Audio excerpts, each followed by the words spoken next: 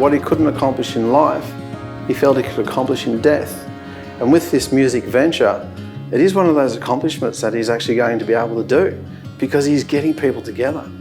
Sean was my twin brother. He was my younger brother by about 21 minutes. Grew up on a farm, around about 2,000 square acres. We're just like the typical country kids. And then he actually thought, I want to join the army. And so he joined the ADF. He served 15 years in the ADF. He done his 5 tours, East Timor, Afghanistan, Iraq. His purpose for joining is that he wanted to give children in different countries the opportunities that he had as a child growing up. After Sean came back, after his tours of Afghanistan and Iraq, he was a little bit different. And he took his life on the 7th of the 1st, 2023. I was in a bit of a pickle. I didn't know who to call or what to do. It was sort of like a big kick in the guts when he took his life because I just did not know what the hell was going on because he just didn't seem like that sort of bloke that was going to do that.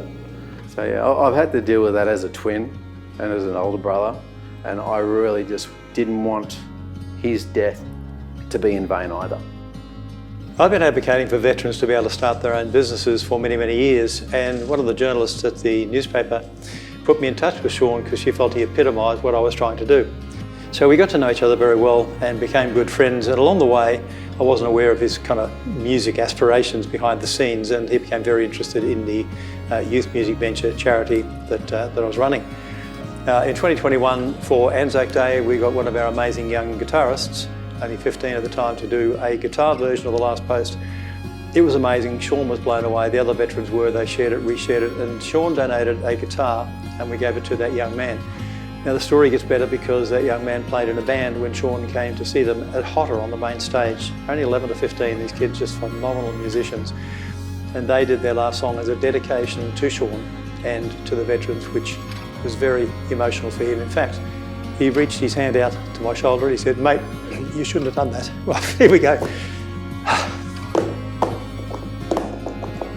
Anyway, moving on. Yeah, so he put his hand out on my shoulder. He said, "Mate, you shouldn't have done that." He was just so emotional, and that video we had of those kids doing that dedication, he must have watched that like 50 times. After Sean passing away, Ian, Grace and Dan, one of the music producers, they decided to start up a veterans music venture because it was in honour of Sean. And men and women in a room, not knowing each other, playing the drums, playing the guitar, singing, next minute they're best of mates.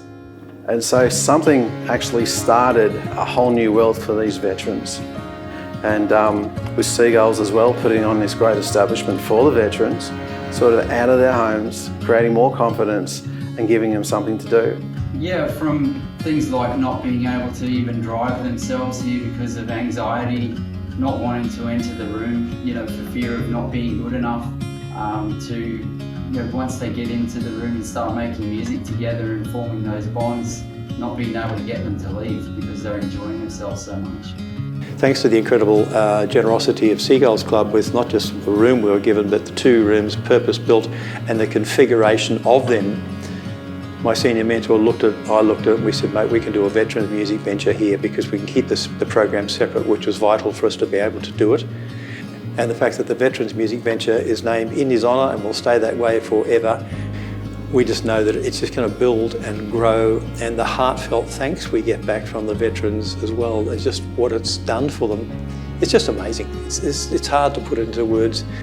At Norse Collective, and particularly with our Seagulls venue, being able to support the veterans music venture is something that we're incredibly proud of. We want to make sure that we connect our community and bringing people together, particularly the veteran community, and providing them that opportunity to join, to share music, and to continue these lifelong relationships.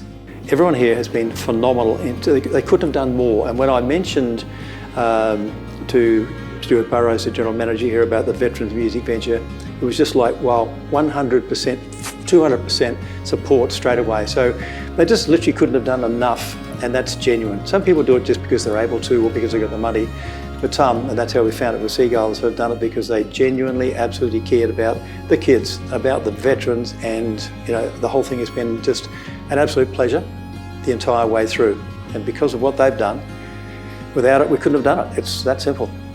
Actually giving them a purpose, and then get to talk about what they're actually doing away from like their homes with the music, jobs, employment, business opportunities.